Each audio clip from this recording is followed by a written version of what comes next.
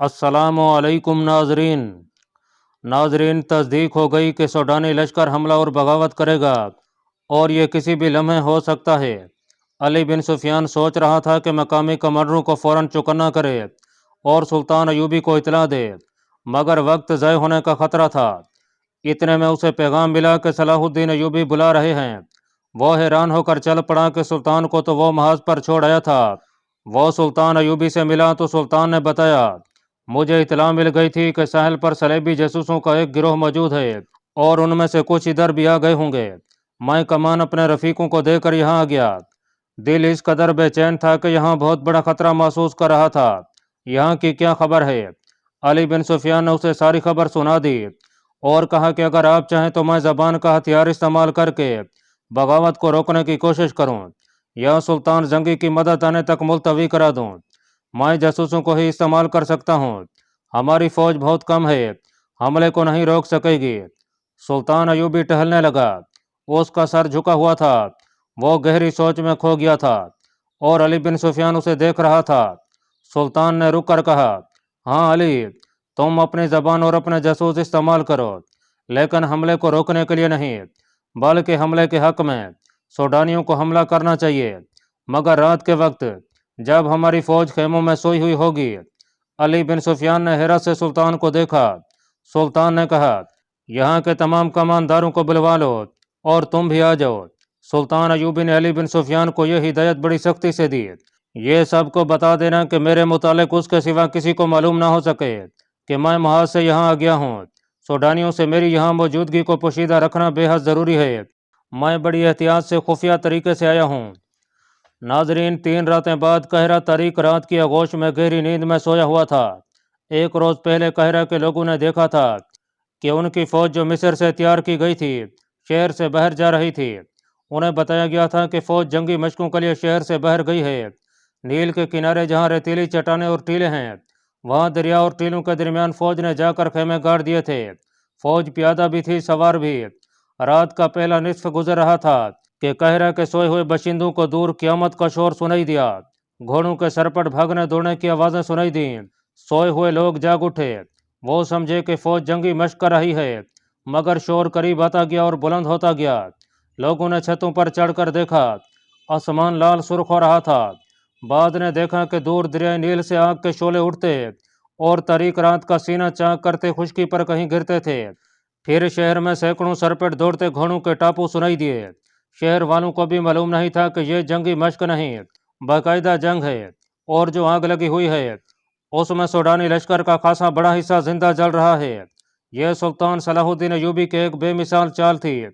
उसने दारुल हुकूमत में मुकीम कलील फौज को दरियाई नील जो रेतीले टीलों के दरमियान वसी मैदान में खैमाजन कर दिया था। अली बिन सुफियान ने अपने फ़न का मुजाहरा किया था। उसने सूडानी लश्कर में अपने आदमी भेजकर बगावत की आग भड़का दी थी और उसके कमानदारों से यह फैसला करवा लिया था कि रात को जब सुल्तान की फौज गहरी नींद सोई हुई होगी, उस पर सूडानी फौज हमला कर देगी और सुबह तक एक एक सिपाही का सफाया करके दारुल हुकूमत पर बेखौफ व खतर काबिज हो जाएगी और सूडानी फौज का दूसरा हिस्सा बहिरा रोम के साहिल पर मुकीम फौज पर हमला करने के लिए रवाना कर दिया जाएगा। इस फैसले और मंसूबे के मुताबिक सूडानी फौज का एक हिस्सा नहायत खुफिया तरीके से रात को बहिरा रोम के महाज की तरफ रवाना कर दिया गया और दूसरा हिस्सा दरिया नील के किनारे खेमाजन फौज पर टूट पड़ा। उस फौज ने सैलाब की तरह 1 मील वसत में फैली हुई खेमागाह पर हल्ला बोल दिया और बहुत ही तेजी से उस इलाके में फैल गई। अचानक खेमों में आग और तेल के भीगे हुए कपड़ों के जलते गोले बरसने लगे। नील भी आग बरसाने लगा। खेमों को आग लग गई और शोले आसमान तक पहुंचने लगे। सूडानी फौज को खेमों में सुल्तान अयूबी की फौज का कोई सिपाही ना मिला, ना घोड़ा ना कोई सवार। इस फौज को वहां तमाम खेमे खाली मिले, कोई मुकाबले के लिए ना उठा और अचानक आग ही आग फैल गई। उन्हें मालूम ना था कि सुल्तान अयूबी ने रात के पहले पैर खेमों से अपनी फौज निकाल कर रतीले टीलों के पीछे छुपा दिया था और खेमों में खुश घास के ढेर लगवा दिए थे। खेमों पर और अंदर भी तेल छिड़क दिया गया था। उसने कश्तियों में छोटी मंजरी के रखवा कर शाम के बाद ज़रूरत की जगह भिजवा दी थी। जो ही सूडानी फौज खेमागाह में आई, सुल्तान की छुपी हुई फौज ने आग वाले तीर और नील से कश्तियों में रखी हुई मंजनीकों से आग के गोले फेंकने शुरू कर दिए। खेमों को आग लगी तो घास और तेल ने वहां दोजख का मंजर दिया। सूडानियों के घोड़े अपने प्यादा सिपाहियों को रौंदने लगे। سپاہیوں کے لیے آگ سے نکلنا ناممکن ہو گیا۔ چیخوں نے آسمان کا جگر چاک کر دیا۔ اس قدر آگ نے رات کو دن بنا دیا۔ سلطان ایوبی کی مٹھی بھر فوج نے آگ میں جلتی سوڈانیوں کی فوج کو گھیرے میں لے لیا۔ جو آگ سے بچ کر نکلتا تھا وہ تیروں کا نشانہ بن جاتا تھا۔ جو فوج بچ گئی وہ بھاگ نکلی۔ ادھر سوڈانیوں کی جو فوج محاذ کی طرف سلطان کی فوج پر حملہ کرنے جا رہی تھی اس کا بھی صلاح الدین ایوبی نے انتظام کر رکھا تھا۔ چند ایک دستے گھات لگائے بیٹھے تھے۔ ان دستوں نے اس فوج کے پچھلے حصے پر حملہ کر کے ساری فوج میں بھگدڑ مچا دی۔ یہ دستے ایک حملے میں جو نقصان کر سکتے تھے کر کے اندھیرے میں غائب ہو گئے۔ سوڈانی فوج سنبھل کر چلی تو پچھلے حصے پر پھر ایک اور حملہ ہوا۔ یہ برق رفتار سوار تھے جو حملہ کر کے غائب ہو گئے۔ صبح تک اس فوج کے پچھلے حصے پر 3 حملے ہوئے۔ سوڈانی سپاہی اسی سے بد دل ہو گئے۔ انہیں مقابلہ کرنے کا تو موقع ہی نہیں ملتا تھا۔ دن کے وقت کمانداروں نے بڑی مشکل سے فوج کا حوصلہ بحال کیا مگر رات کو کوچ کے دوران ان کا پھر وہی حشر ہوا۔ دوسری رات تاریکی میں ان پر تیر بھی برسے۔ انہیں اندھیرے میں گھوڑے دوڑنے کی آوازیں سنائی دیتی تھیں جو ان کی فوج کی عقب میں کچھ تو خون کرتی دور چلی جاتی تھیں۔ 3-4 یورپی مورخوں نے جن میں لین پول اور ولیم خاص طور پر قابل ذکر ہیں لکھا ہے کہ دشمن کی کثیر نفری پر رات کے وقت چند ایک سواروں سے عقبی حصے پر شاب خون مرنا اور غائب ہو جانا سلطان ایوبی کی ایسی جنگی چال تھی جس نے آگے چل کر صلیبیوں کو بہت نقصان پہنچایا۔ اس طرح سلطان ایوبی دشمن کی پیش قدمی کی رفتار کو بہت سست کر دیتا تھا اور دشمن کو مجبور کر دیتا تھا کہ وہ اس کی پسند کے میدان میں لڑے جہاں سلطان ایوبی نے جنگ کا پانسا پلٹنے کا انتظام کر رکھا ہوتا تھا۔ ان مورخین نے سلطان ایوبی کے ان جانباز سواروں کی جرأت اور برق رفتاری کی بہت تعریف کی ہے۔ آج کے جنگی مبصر جن کی نظر جنگوں کی تاریخ پر ہے رائے دیتے ہیں کہ آج کے کمانڈو اور گوریلا آپریشن کا موجد صلاح الدین ایوبی ہے۔ وہ اس طریقہ جنگ سے دشمن کے منصوبے درہم برہم کر دیا کرتا تھا۔ سوڈانیوں پر اس نے یہی طریقہ آزمایا اور صرف 2 راتوں کے بار بار شب خون سے اس نے سوڈانی سپاہیوں کے لڑنے کا جذبہ ختم کر دیا۔ ان کی قیادت میں کوئی دماغ نہ تھا۔ یہ قیادت فوج کو سنبھال نہ سکی۔ اس فوج میں علی بن سفیان کے بھی آدمی سوڈانی سپاہیوں کے بھیس میں موجود تھے۔ انہوں نے یہ افواہ پھیلا دی کہ عرب سے ایک لشکر آ رہا ہے جو انہیں کاٹ کر رکھ دے گا۔ انہوں نے بد دلی اور فرار کا رجحان پیدا کرنے میں پوری کامیابی حاصل کی۔ فوج غیر منظم ہو کر بکھر گئی۔ نیل کے کنارے اس فوج کا جو حشر ہوا وہ عبرتناک تھا۔ ناظرین، یہ افواہ غلط ثابت نہ ہوئی کہ عرب سے فوج آ رہی ہے۔ نور الدین زنگی کی فوج آ گئی جس کی نفری بہت زیادہ نہیں تھی۔ بعض مورخین نے 2000 سوار اور 2000 پیادہ لکھی ہے۔ بعض کے اعداد و شمار اس سے کچھ زیادہ ہیں۔ تاہم صلاح الدین ایوبی کو سہارا مل گیا اور اس نے فوراً اس قوت کی قیادت سنبھال لی۔ اس کفیت میں جبکہ سوڈانیوں کا 50,000 کا لشکر سلطان ایوبی کے آگ کے پھندے میں اور ادھر صحرا میں شب خونوں کی وجہ سے بد نظمی کا شکار ہو گیا تھا، یہ تھوڑی سی قوت بھی کافی تھی۔ سلطان ایوبی اس قوت سے اور اپنی فوج سے سوڈانیوں کا قتل عام کر سکتا تھا لیکن اس نے ڈپلومیسی سے کام لیا۔ سوڈانی کمان کے کمانداروں کو پکڑا اور انہیں ذہن نشین کرایا کہ ان کے لیے تباہی کے سوا کچھ نہیں رہا، لیکن وہ انہیں تباہ نہیں کرے گا۔ کمانداروں نے اپنا حشر دیکھ لیا تھا۔ وہ اب سلطان کے عتاب اور سزا سے خائف تھے لیکن سلطان نے انہیں بخش دیا اور سزا دینے کی بجائے سوڈانیوں کی بچی کچی فوج کو سپاہیوں سے کاشتکاروں میں بدل دیا۔ انہیں زمینیں دی اور کھیتی باڑی میں انہیں سرکاری طور پر مدد دی اور پھر انہیں یہ اجازت بھی دے دی کہ ان میں سے جو لوگ فوج میں بھرتی ہونا چاہتے ہیں ہو سکتے ہیں۔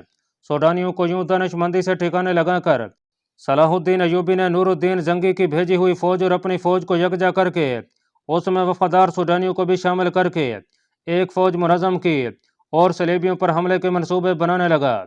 اس نے علی بن سفیان سے کہا کہ وہ اپنے جاسوسوں اور شب خون مرنے والے جانبازوں کے دستے فوراً تیار کرے۔ ادھر صلیبیوں نے بھی جاسوسی اور تخریب کاری کا انتظام مستحکم کرنا شروع کر دیا۔ صلاح الدین ایوبی کے دور کے واقعی نگاروں کی تحریروں میں ایک شخص سیف اللہ کا ذکر ان الفاظ میں آتا ہے کہ اگر کسی انسان نے سلطان ایوبی کی اطاعت کی ہے تو وہ سیف اللہ تھا۔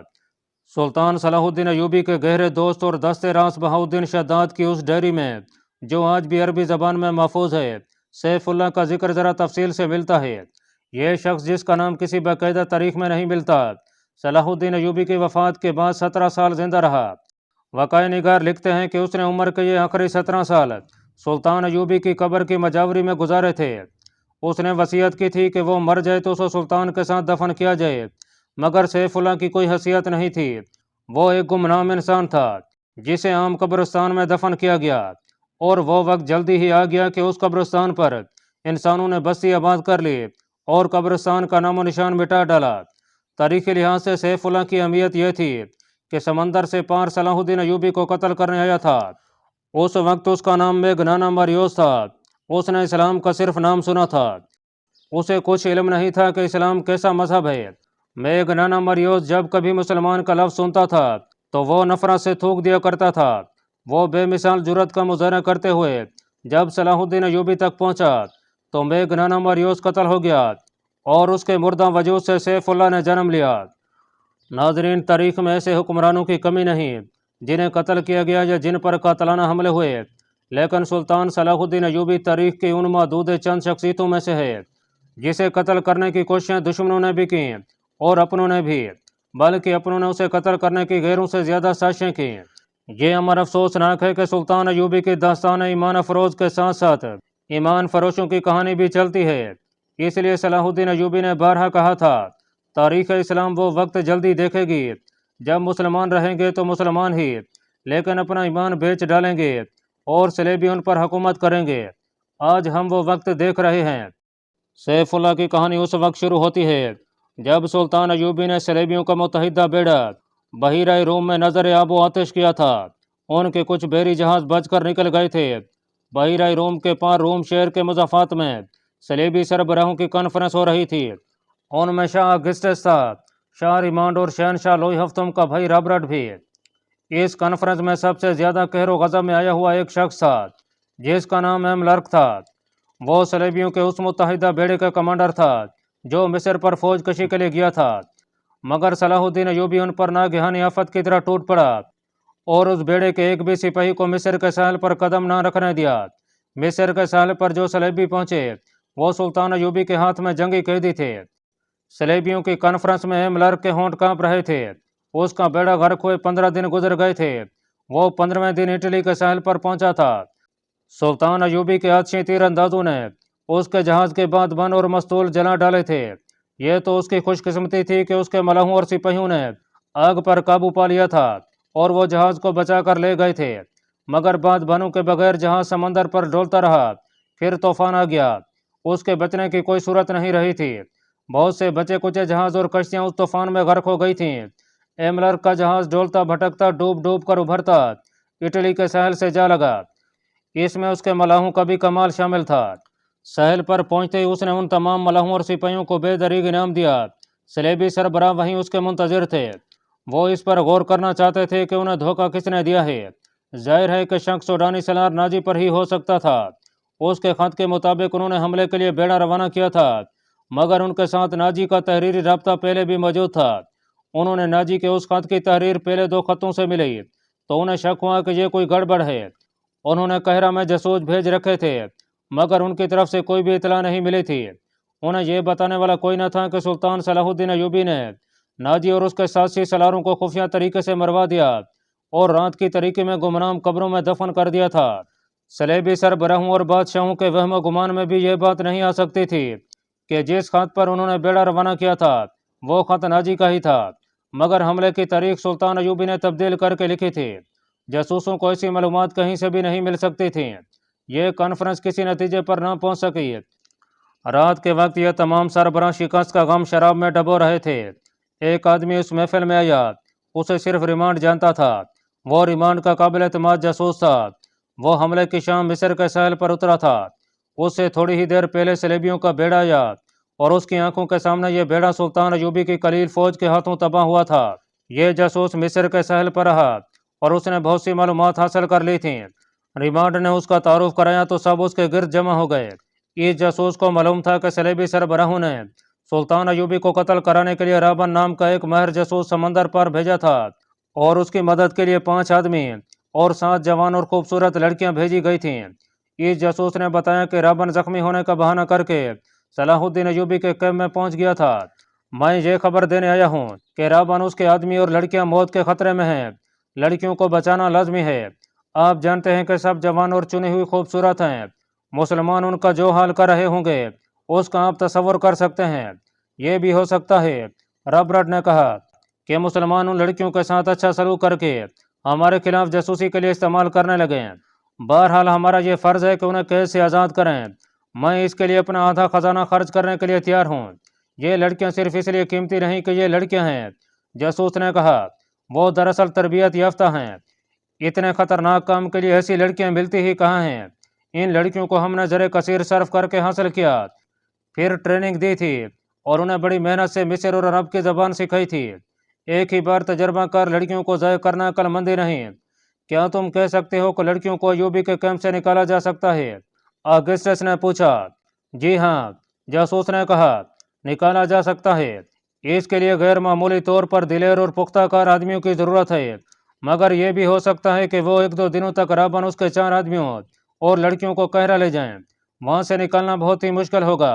اگر ہم وقت ضائع نہ کریں تو ہم انہیں کیمپ میں ہی جا لیں گے۔ آپ مجھے 20 آدمی دے دیں، میں ان کی رہنمائی کروں گا، لیکن آدمی ایسے ہوں جو جان پر کھیلنا جانتے ہوں۔ ہمیں ہر قیمت پر ان لڑکیوں کو واپس لانا ہے، ایم لرک نے گرج کر کہا۔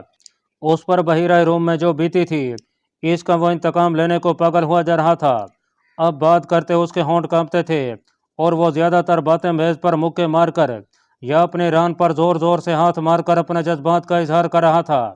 اس نے کہا کہ میں لڑکیوں کو بھی لوں گا اور صلاح الدین ایوبی کو قتل بھی کروں گا۔ میں انہی لڑکیوں کو مسلمانوں کی سلطنت کی جڑیں کھوکھلی کرنے کے لیے استعمال کروں گا۔ میں سچے دل سے آپ کی تائید کرتا ہوں شاہ املرک، ریمان نے کہا۔ ہمیں تربیت یافتہ لڑکیوں کو اتنی آسانی سے ضائع نہیں کرنا چاہیے، نہ ہم کریں گے۔ آپ سب کو اچھی طرح معلوم ہے کہ شام کے حرموں میں ہم کتنی لڑکیاں داخل کر چکے ہیں۔ صرف 2 آدمی ہیں جو اگر زندہ رہے تو ہمارے لیے مستقل خطرہ بنے رہیں گے، ایک نور الدین زنگی اور دوسرا صلاح الدین ایوبی۔ اگر ان دونوں میں سے ایک بھی زیادہ دیر تک زندہ رہا تو ہمارے لیے اسلام کو ختم کرنا آسان نہیں ہوگا۔ اگر صلاح الدین ایوبی نے سوڈانیوں کی بغاوت دبا لی ہے تو اس کا مطلب یہ ہے کہ یہ شخص اس حد سے زیادہ خطرناک ہے جس حد تک ہم اسے سمجھتے رہے ہیں۔ ہمیں میدان جنگ سے ہٹ کر تخریب کاری کا محاذ بھی کھولنا پڑے گا۔ مسلمانوں میں تفرقہ اور بے اطمینانی پھیلانے کے لیے ہمیں ان لڑکیوں کی ضرورت ہے۔ کچھ دیر مسلمانوں کی کمزوریوں کے متعلق باتیں ہوئیں، پھر لڑکیوں کو آزاد کرانے کے عملی پہلوؤں پر غور ہوا۔ آخر یہ طے پایا کہ 20 نہایت دلیر آدمی اس کام کے لیے روانہ کیے جائیں اور وہ اگلی شام تک روانہ ہو جائیں۔ اسی وقت 4-5 کمانڈروں کو بلا لیا گیا۔ انہیں اصل مقصد و مہم بتا کر کہا گیا کہ 20 آدمی منتخب کریں۔ کمانڈروں نے تھوڑی دیر اس مہم کے خطروں کے متعلق بحث مباحثہ کیا۔ ایک کمانڈر نے کہا، ہم پہلے ہی ایک ایسی فورس تیار کر رہے ہیں جو مسلمانوں کے کیمپوں پر شب خون مارا کرے گی اور ان کی متحرک فوج پر بھی رات کو حملے کر کے پریشان کرتی رہے گی۔ اس فورس کے لیے ہم نے چند ایک آدمی منتخب کیے ہیں، لیکن یہ آدمی 100% قابل اعتماد ہونے چاہیے، آگسٹس نے کہا۔ وہ ہماری تمہاری نظروں سے اوجھل ہو کر ہی کام کریں گے۔ یہ بھی ہو سکتا ہے کہ وہ کچھ نہ کریں اور واپس آ کر کہیں کہ وہ بہت کچھ کر رہے ہیں۔